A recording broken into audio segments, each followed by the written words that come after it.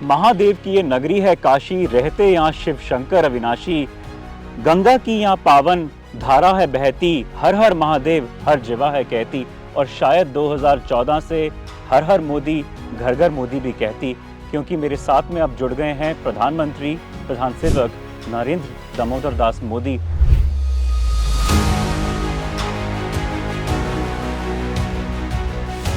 आपके अंदर वो एनर्जी क्या आती है? मेरे अंदर क्यूरोसिटी ये रहती है, क्या वो प्रोटीन मिल्कशेक है, क्या वो प्रोटीन सप्लीमेंट है, इंस्टेंट एनर्जी ड्रिंक है, रेड बुल है? पहली बात है कि एक तो मैं कोई गोली नहीं खाता, गालियां जरूर खाता हूँ। कि आपने कभी ये सोचा ही नहीं कि कोई लाभ मैं अपनी फैमिली मेंबर को भी पहुंचाऊं, और आपने ये संकल्प दृढ़ निश्चय भाजपा में भी बाकी लोगों के साथ में भी रखा। ये आपकी जानकारी सही नहीं है।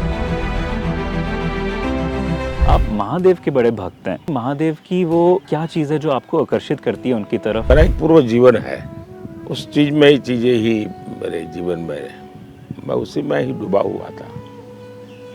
तो किसी कारणवश मैं फिर से ये कपड़े भी पहनने लगा और मैं वापस लौटा हूँ। मैं परमात्मा के गुण और अवगुण की चर्चा करने की तो योग्यता मुझ में नहीं है। शायद शिव जी का विरक्त जीवन ही है जिसने मुझे आदेश दिया है कि तुम्हें विरक्त रहना है। महादेव की ये नगरी है काशी, रहते यहाँ शिव शंकर अविनाशी। गंगा की यहाँ पावन धारा है बहती, हर हर महादेव हर जगह है कहती। और शायद 2014 से हर हर मोदी घर घर मोदी भी कहती, क्योंकि मेरे साथ में अब जुड़ गए हैं प्रधानमंत्री प्रधान सेवक नरेंद्र दामोदर दास मोदी, जिन्होंने हर गांव हर देश के कोने को प्यार से जोड़ दिया हो। Welcome to this show prime minister Narendra Modi साहब। This is actually a privilege for us on the new Indian. हमारा एक मोटो है, what TV doesn't print can't we deliver. जो टीवी नहीं कर सकता और प्रिंट नहीं कर सकता, हम वहाँ जहाँ जाके डिजिटल में वो लाते हैं। हमारे लिए आज बड़ा सर गर्व का विषय है कि आप हमारे साथ में जुड़े हैं 5वें चरण के मतदान में। इसलिए सर आपसे पहला सवाल यही कहूँगा प्रधानमंत्री जी कि पहले चरण के मतदान से लेके 5वें चरण तक आप चिलचिलाती गर्मी से घूमते हुए तमिलनाडु के घाटों से, असम के चाय बागानों से, अरुणाचल के पहाड़ों से, रेगिस्तान से, और मैं कहूँगा महाराष्ट्र की औद्योगिक नगरों से केरला के गांवों तक, ये समझना चाहता हूँ सर आपके अंदर वो एनर्जी क्या आती है? मेरे अंदर क्यूरोसिटी ये रहती है कि क्या वो प्रोटीन मिल्कशेक है, क्या वो प्रोटीन सप्लीमेंट है, इंस्टेंट एनर्जी ड्रिंक है, रेड बुल है, कोका कोला है, कैफीन है? जब हम अपने दादा और परदादा को और पिता को देखते हैं, वो एनर्जी शायद उनमें भी ना हो जितनी आप में है, और युवा में भी ना हो। वो एनर्जी क्यों है? उसका राज क्या है? क्या आप परहेज करते हैं? पहली बात है कि एक तो मैं कोई गोली नहीं खाता, गालियां जरूर खाता हूँ। और हो सकता है कि शायद हर गाली मेरा जो संकल्प है उसे मजबूती देने का काम करती है। आपने सही कहा, मैं देश के कोने कोने में घूम रहा हूँ, लेकिन बहुत कम लोगों को पता होगा, क्योंकि अब लोग मुझे टीवी पे देखते हैं कि मैं इधर था उधर था, यहाँ गया वहाँ गया। लेकिन शायद मेरा 50-55 साल का या जीवन जो है वो परिव्राजक का रहा है, एक घुमंतु जिसको कहें ऐसा ही रहा है। तो मैं इन सब चीज़ें से आदी हूँ। कुछ लोगों का तो ऐसा रहता है कि भाई अगर एक बिस्तर से दूसरे बिस्तर पर सोना पड़े तो नींद आती। बिल्कुल। मेरे लिए कुछ ऐसा है ही नहीं। मैं शरीर मेरा इतना थक जाता है कि मैं जहाँ भी रात को जगह मिल जाए मैं सो सकता हूँ। तो हो सकता है दूसरा, मेरा जो पारिवारिक पृष्ठभूमि है, मेरा जो लालन पालन हुआ है, उसमें तो ऐसा कुछ नहीं था जो आज मैं दुनिया मुझे देख रही है। आप अपने गांव का कोई भी गरीब परिवार देख लीजिए, और फिर सोचिए कि यहाँ से क्या क्या हो सकता है, तो कहीं न कहीं जाके आप अटक जाएंगे। मैं तो कभी कहता था कि मैं ऐसे बैकग्राउंड से हूँ कि अगर मैं स्कूल में टीचर बन जाता तो शायद मेरी माँ अड़ोस पड़ोस में सबको गुड़ खिलाती, क्योंकि मेरा जीवन वैसा ही था। शायद परमात्मा की ही कोई इच्छा है, शायद ईश्वर ने ही मुझे किसी काम के लिए भेजा है, किसी पर्पज के लिए भेजा है, और ईश्वर ही मुझसे सब कुछ करवाता है। वही दौड़ाता है, वही पद देता है, प्रतिष्ठा देता है, वही परिणाम भी देता है। और मैं ईश्वर के दो रूप देखता हूँ, एक साकार, एक निराकार। जो 140 करोड़ देशवासी हैं, उनको मैं परमात्मा का रूप मानता हूँ। तो वो मेरे लिए एक साकार ईश्वर का रूप है, जिसका मैं नित्य पूजा करने वाला व्यक्ति हूँ। और दूसरा एक निराकार रूप है, जिसको न मैंने देखा है, न कोई देखने वाला मुझे मिला है, लेकिन मेरी उसमें अपार श्रद्धा रही है। शायद ईश्वर ने ही मुझे ये संकेत दिया है, तुम निराकार रूप की खोजने में अपना समय बर्बाद मत करो। ये साकार रूप जो ईश्वर का है, तुम उसी में खप जाओ, निराकार तेरे साथ रहेगा। आप महादेव के बड़े भक्त हैं। मैंने आपका करियर बड़ा फॉलो किया करीबी से। केदारनाथ हो 2019 में तपस्या आपने इतनी करी, यहाँ पे आपने काशी विश्व या उज्जैन महाकाल। मैं ये समझना चाहता हूँ कि महादेव की वो क्या चीज़ है जो आपको आकर्षित करती है उनकी तरफ, भगवान शिव की भक्ति में। कहा जाता है महादेव तो देवों के देव हैं, पर आपको क्या वो आकर्षित करते हैं महादेव? ये बात सही है कि मैं चाहे कैलाश मानसरोवर हो, बद्रीनाथ, केदारनाथ हो, यानी हिंदुस्तान में ये मेरे मेरा एक पूर्व जीवन है। तो उस चीज़ में ही चीज़ें ही मेरे जीवन में, मैं उसी में ही डूबा हुआ था। तो किसी कारणवश मैं फिर से ये कपड़े भी पहनने लगा और मैं वापस लौटा हूँ। मैं परमात्मा के गुण और अवगुण की चर्चा करने की तो योग्यता मुझ में नहीं है। जी। उनके कोई गुण देख करके मैं काम कर रहा हूँ, ये तो मेरे सामर्थ्य के बाहर का है। मेरा अभी भी मत है कि शायद परमात्मा को जो अच्छा लगता है वो मुझसे करवाता है, जी। और जो मुझे करवाता है वो मुझे अच्छा लगता है। जी। लेकिन कभी मैं देखता हूँ कि दुनिया के, ब्रह्मांड के सर्वशक्तिमान लोग भी जिसके सामने सर झुकाते हैं, जी। वो आपको विरक्त नजर आता है, जी। पूरी तरह विरक्त है।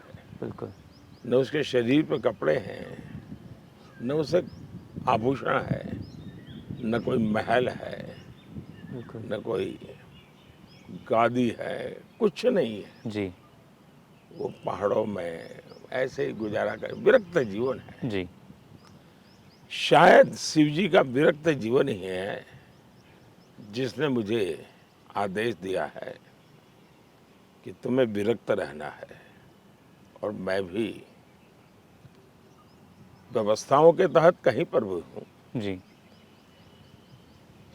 मेरा शरीर किसी न किसी सांचे में ढलता होगा, बिल्कुल। लेकिन मैं मन से, आत्मा से बड़ा विरक्त हूँ, और शायद शिव जी ने ही मुझे इस प्रकार से जीने का आदेश दिया है। बिल्कुल। सर, आप अक्सर अपनी माँ को लेके, हीराबेन जी के बारे में सोचकर बड़े भावुक हो जाते हैं। मैं भी अपनी माँ से बड़ा जुड़ा हुआ रहा हूँ, और हर जो पुत्र होता है वो माँ से हमेशा जुड़ा रहता है।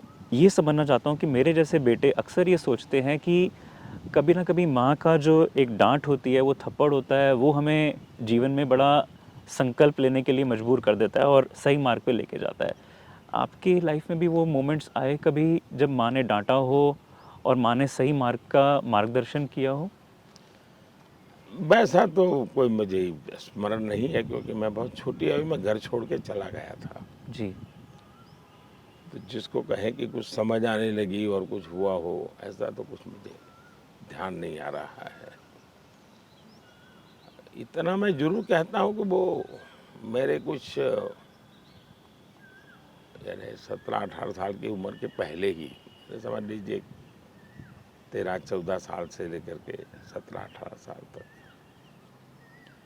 मैं अपने शरीर पर प्रयोग बहुत करता था। जैसे कभी मैंने तय किया कि मैं नमक नहीं खाऊंगा, ठीक है। तो माँ बड़ी परेशान हो जाती थी, पर कभी वो नहीं कहती थी कि भाई तुम्हारी इच्छा है तो ये नहीं चलेगा, चल मैं नमक वाला बनाऊंगी, ऐसा नहीं करती थी। कभी ठंड में खुले में रात गुजारना, जी। तो रात में आके कभी कभी देखती थी कि बाहर ठंड में बैठा है, लेकिन डांटती नहीं थी। हम्म। हो सकता है शायद उनको कोई अंदाजा हो कि भाई इसका जीवन कुछ अलग है। एक बार ऐसा हुआ कि शायद हमारी एक मौसी की शादी थी। ठीक है। अब कोई भी बच्चा होता है जो मामा के घर जाना उसको बहुत अच्छा लगता है, बिल्कुल। और उसमें भी मौसी की शादी जरा ज़्यादा। मैं बहुत छोटा था, तो मेरे घर के बगल में एक शिव जी का मंदिर है,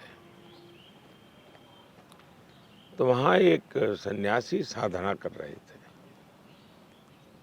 बड़े तपस्वी थे। तो मेरा थोड़ा उनसे परिचय बढ़ गया। अभी तो मेरी छोटी थी, लेकिन जी। अब वो उन समय अपने हाथ पे वो जवारा उगाते हैं, तो पूरे शरीर पे जवारा उगाया था। जी। उनका एक व्रत चल रहा था, तो वो हिलचल नहीं सकता थे कुछ। ठीक है। उनकी मुंडी सिर्फ बाग होती थी। तो मैंने परिवार से कहा कि मैं मामा के घर नहीं आऊँगा, मैं शादी में नहीं आऊँगा, मैं इन स्वामी जी की सेवा करना चाहता हूँ। अब ये बड़ा अजूबा था कि उतनी छोटी आयु और कोई मामा मौसी के यहाँ शादी में नहीं जा रहा है। बिल्कुल। तो परिवार को थोड़ा दुख हुआ, माँ को चिंता हुई, लेकिन शायद माँ जानती थी, शायद उसको कुछ ऐसा संदेश था, संकेत था। तो उन्होंने परिवार के सबको कहा नहीं नहीं उसको रहने दीजिए। तो फिर उन्होंने कहा कि भाई खाने के लिए क्या करोगे? मैंने कहा मैं स्वामी जी को मुझे चम्मच से खिलाना होता है, तो मैं उनकी सेवा करूंगा, जो मिलेगा खा लूंगा। जी। तो इतनी छोटी आयु में ऐसी हरकतें, इसके बाद भी माँ ने कभी डांटा नहीं। जी। शायद उसको दर्द होता होगा, बिल्कुल। लेकिन वो बताती नहीं थी। जी। सर, आपने कभी सीएम और पीएम के रूप में अपने परिवार को, मैंने देखा, कभी लाभ पहुंचाने की अनुमति नहीं दी। मैंने इतने सालों से, कई बारी मैं आपको बताऊं, मैं 2017 के चुनाव उत्तर प्रदेश में बनारस के घाटों पे आपके भाई से भी मिला, मोदी जी से, लेकिन कभी भी मुझे ये एहसास नहीं हुआ, अगर मैं बाकी परिवारों को देखूं, सपा, कांग्रेस, आरजेडी, इन सब लोगों ने सिर्फ अपने परिवारों को, ये लोगों को ही लाभ पहुंचाने के लिए सबसे बड़ा, यहाँ तक कि अभी पीछे जब मैंने अखिलेश यादव जी का इंटरव्यू किया तो उन्होंने मुझे मुंह पे कहा कि मैं तो चाहता हूँ कि भाजपा भी अपने परिवारों को टिकट दे और परिवारों को लाभ दे, डंके की चोट पे। जब मैंने सवाल पूछा कि डिम्पल यादव, अखिलेश यादव, अक्षय यादव, तेजस्वी यादव की बहन मीसा यादव, हर कोई चुनाव लड़ रहा है, तो मैं बड़ा हैरान रह जाता हूँ कि प्रधानमंत्री आप ऐसे कैसे हो सकते हैं कि आपने कभी ये सोचा ही नहीं कि कोई लाभ मैं अपनी फैमिली मेम्बर को भी पहुँचाऊँ, और आपने ये संकल्प, दृढ़ निश्चय भाजपा में भी, बाकी लोगों के साथ में भी रखा। इट्स वेरी डिफ़िकल्ट कि ऐसे स्वभाव के व्यक्ति पॉलिटिक्स में होते हैं, तो कितना वो आपके लिए मुश्किल था, कठिन था इस चीज़ को फॉलो करना? ये आपकी जानकारी सही नहीं है। मैंने मेरे परिवार को बहुत लाभ पहुंचाया है, अनगिनत लाभ पहुंचाया है। वो उसकी तरफ लोगों का ध्यान नहीं है। जैसे मैंने 11 करोड़ टॉयलेट बनाए, वो मेरे परिवार के। मैंने 4 करोड़ गरीबों के लिए घर बनाया, मेरे परिवार। मैंने 50 करोड़ लोगों के जनधन के बैंक के अकाउंट बनाए, वो मेरे परिवार से। बिल्कुल। मैंने आयुष्मान कार्ड से लाखों माताएं, लाखों बुजुर्गों उनका उपचार करवाया, मेरे परिवारजन। बिल्कुल। और इसलिए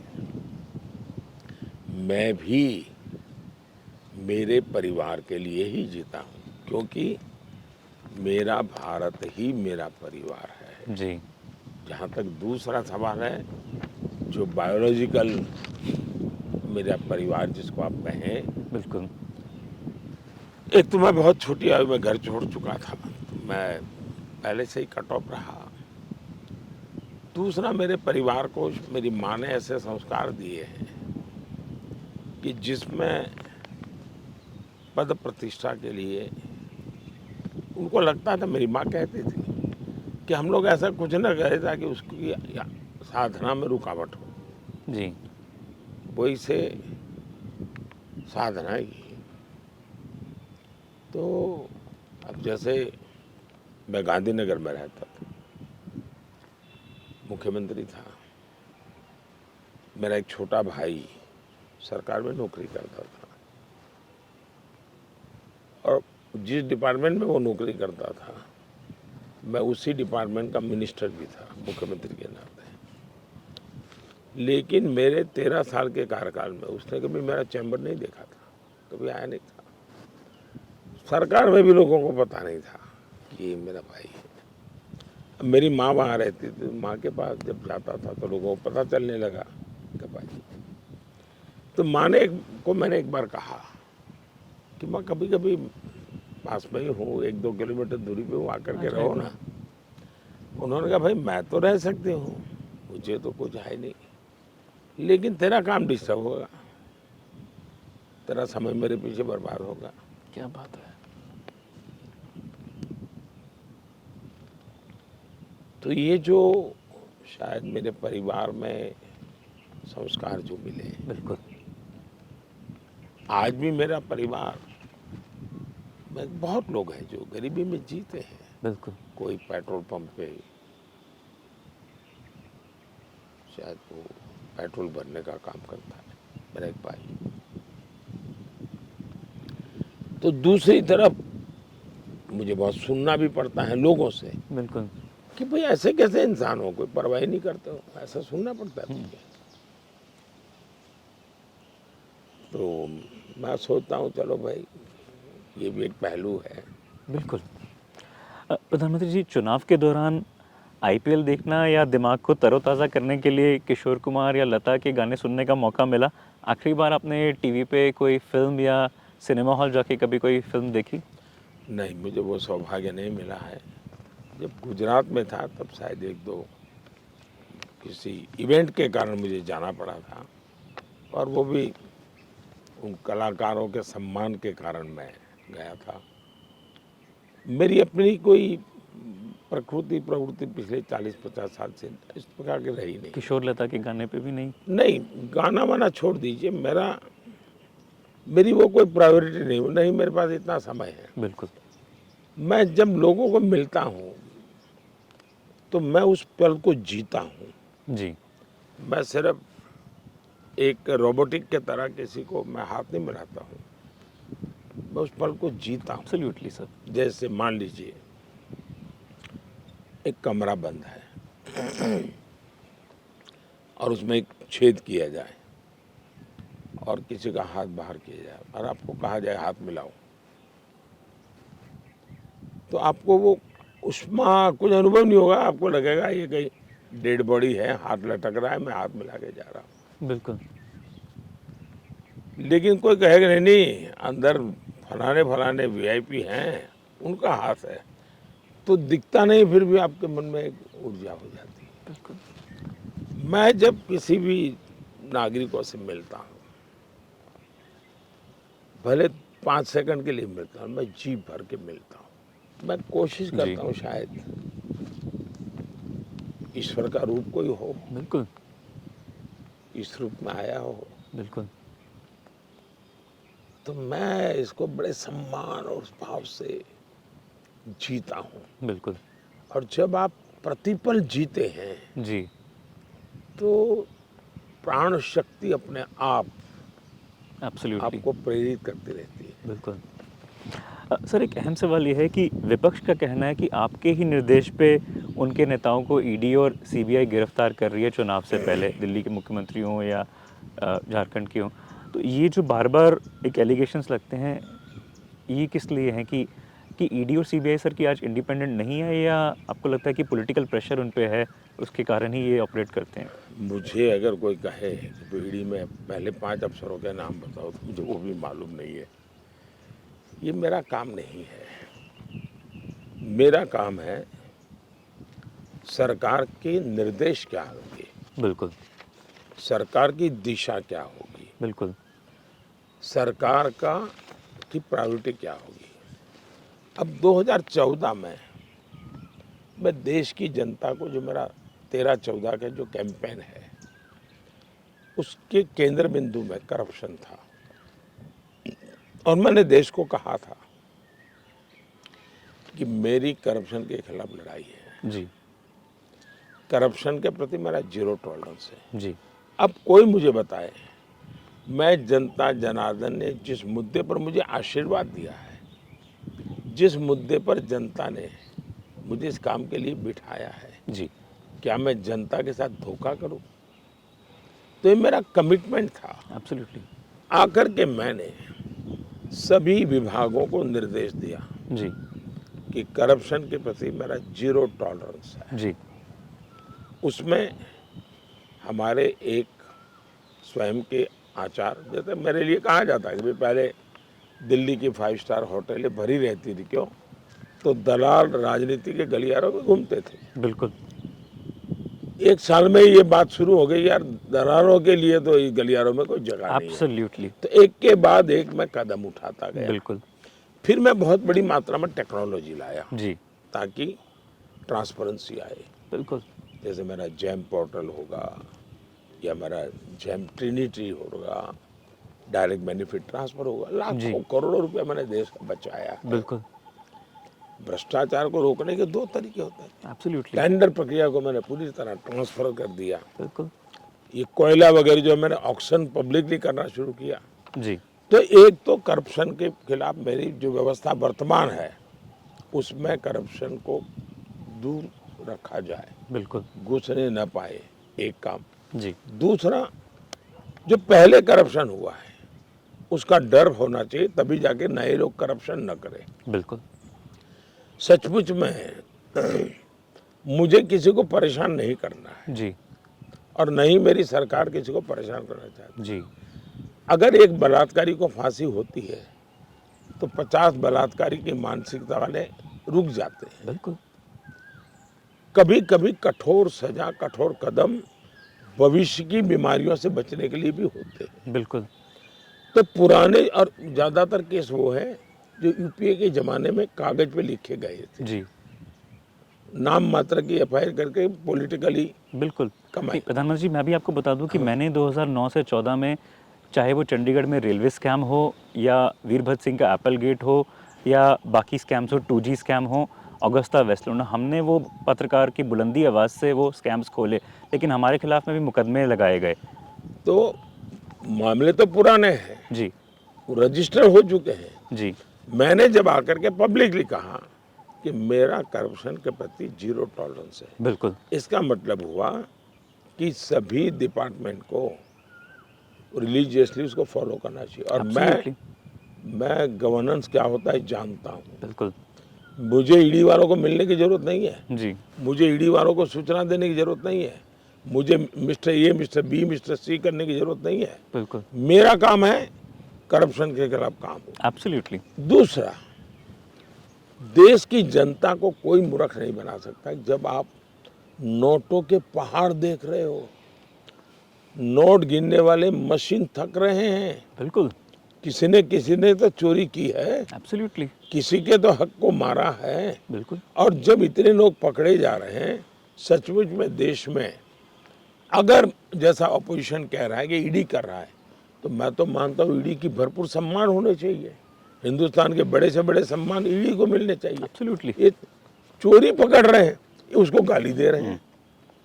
इसका मतलब जैसे किसी ने गुनाह किया और किसी न्यायाधीश ने उसको सजा दी और बाद में जाकर को न्यायाधीश की हत्या कर दी, बिल्कुल। ये कैसे चल सकता है? एब्सोल्युटली। सर, लास्ट सवाल मैं ख़त्म करूंगा कि मैं अमेठी के जायस से यूपी के बलिया तक उन गांवों तक गया जहां पे आपने योजनाएं लॉन्च करी, उज्ज्वला उज्ज्वला। मैं बड़ा देख के हैरान रह जाता था कि गैस के कनेक्शन, आप सोचिए बलिया में मंगल पांडे के घर में गया, 5वीं चरण की पीढ़ी ने मुझे बोला कि यहाँ पे बिजली आ गई है, गैस का कनेक्शन, जब आपने उज्ज्वला और उजाला लॉन्च करी 2016 में। जैसी जैसे शहर में, पद्मावती के शहर में, मैंने अमेठी में जाके मुसलमानों के घर में देखा प्रधानमंत्री आवास योजना बाहर लिखी हुई। ये खुद मैंने 2019 में कवर किया। इन स्कीमों के बावजूद भी मैं आपसे सिर्फ आज ये समझना चाहता हूँ 2024 में आपका जो सक्सेस रेट है, अगर मैं इन स्कीम्स को हटा दूँ, आपने इतनी बड़ी जीत हासिल करी 2019 में इन स्कीम्स के मुताबिक, घर घर में जा जाके वो स्कीम्स घुसी थी, उज्ज्वला उजाला, प्रधानमंत्री आवास योजना। आज आपसे पूछना चाहता हूँ कि इनके अलावा भी कोई है जिसके कारण आप जीत रहे हैं? क्योंकि जो सर्वेज आ रहे हैं, आप 4 चरण के बाद ही मेजॉरिटी क्रॉस कर चुके हैं। सिर्फ ये समझना चाहता हूँ कि वो स्कीम्स कौन सी हैं जहाँ से आपको संतुष्टि मिल रही है, जिसके कारण आप ये इतना जीत, प्रचंड बहुमत ला रहे हैं? लास्ट माइल डिलीवरी, ये मेरी सबसे बड़ी विशेषता है। हिंदुस्तान में सरकारों का कैरेक्टर क्या रहा? ये मीडिया के भरोसे जीते थे राजनेता, उनका दाना पानी सब मीडिया वाले देते थे। वो सुबह अखबार खोल करके देखते थे कि मेरा 6 सेंटीमीटर पड़ा है, छपा है कि 16 सेंटीमीटर पड़ा है, पहले पेज पे है कि तीसरे पेज पे है, और फिर मीडिया वालों को फ़ोन करते, यार देखो क्या हुआ। तो सारा खेल वही चला। मैंने इस पूरे चरित्र को बदला है, आज से नहीं, गुजरात में से तब से। मेरा कहना ये है कि भाई, सरकार का काम फाइल पे साइन करना नहीं, फीते काटना, दिए जलाना, फोटा निकालना इतना नहीं है। सरकार का काम है जो चीज़ आपने तय की है, ठीक है, तो उसको ऐसे तय करो ताकि कम से कम कमियां हो, कम से कम गलतियां हो। जी, जो तय करो उसके लिए समय सीमा तय करो, रोड मैप तय करो। मैं इन चीज़ों में लगा रहता हूँ। जी, जैसे मुझे याद है, मैं नया नया प्रधानमंत्री बना और मैंने जनधन अकाउंट खोलने के लिए कहा, तो ढेर सारी मेरे सामने मुसीबतें आई। मैं हर हफ्ते 30-40 अफसरों की मीटिंग कर लेना शुरू कर दिया। ठीक है, मैंने बैंकों से फ़ोन करना शुरू किया, डेली रिपोर्ट लेने लगा कि आज कितने अकाउंट खुले। आप गरीब के घर गए थे, तब जाकर के 50 करोड़ अकाउंट खुले। आज़ादी के 60-70 साल तक बिल्कुल, बैंक में 50% से ज़्यादा लोगों के खाते नहीं खुले थे। गरीबों के नाम पे बैंकों का राष्ट्रीयकरण किया गया था, लेकिन वो बैंक में गरीब का नाम निशान नहीं था। तो मुझे चुभता था। जब मैंने जनधन अकाउंट, तो भारत सरकार में बैठे हुए लोगों ने मेरे काम को देखा, यार ये तो अलग काम करता है, ये फीते काटता नहीं है, एडवर्टाइजमेंट नहीं कर। 50 करोड़ जनधन अकाउंट। फिर धीरे धीरे उनको समझ आया कि भी काम करना पड़ेगा। मैं खुद भी करता हूँ, राइट, मॉनिटर करता हूँ। बिल्कुल, दूसरा, मैं दिल्ली से सरकार नहीं चलाता, मैं हिंदुस्तान के अलग अलग इलाकों में जाकर के सरकार चलाता हूँ। बिल्कुल, और उसके कारण दूसरा, आपने देखा होगा, मैं पिछले 10 साल से फ्राइडे, सैटरडे, संडे हिंदुस्तान के किसी न किसी कोने में जाता हूँ, टूर करता हूँ, और लोगों को मैं हर छोटी छोटी चीज़ के लिए उनकी बारीकियों को जानने की, समझने की कोशिश करता हूँ। मैं जानता हूँ सरकारी व्यवस्था में एक आदमी के लिए इतनी मेहनत क्यों करनी है। जी, दूसरा, जो लोग मुझे पूछते हैं, मोदी जी इतनी मेहनत क्यों करते हो? बिल्कुल, मुझे एक बहुत बड़े सीनियर लीडर ने कहा था, जी, मोदी जी जिंदगी में प्रधानमंत्री बनना बहुत बड़ी बात होती है, एक बार बन गए क्या पर लगे रहते हो? मैं किसी पद पर शोभा बढ़ाने के लिए नहीं बैठा हूँ। जी, एब्सोल्युटली सर। सर आपका समय कम है, आज श्रावस्ती में और बस्ती में दोनों जगह पे रैलीज भी हैं, फॉलो कर रहे हैं हम उसके आपको। बाद दिल्ली में भी है। उसके बाद दिल्ली में भी है और मैं छठे चरण और सातवें चरण में दोनों में फॉलो कर रहा हूँ, यूपी और बिहार। आप देखते रहिए सर न्यू इंडियन भी, और I am sure that you have seen some of our videos and stories as well.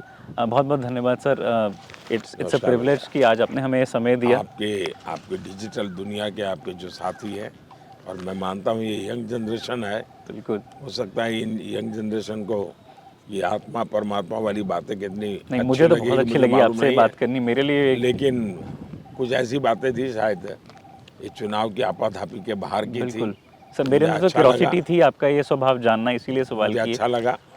बहुत बहुत धन्यवाद। Thank you so much, sir. नमस्कार। For such fine news breaks and video features from ground on your mobile phones, don't forget to subscribe to our channel, The New Indian, by clicking on the bell icon. Also, follow us on the social media handles on Instagram, Twitter, Facebook and Co.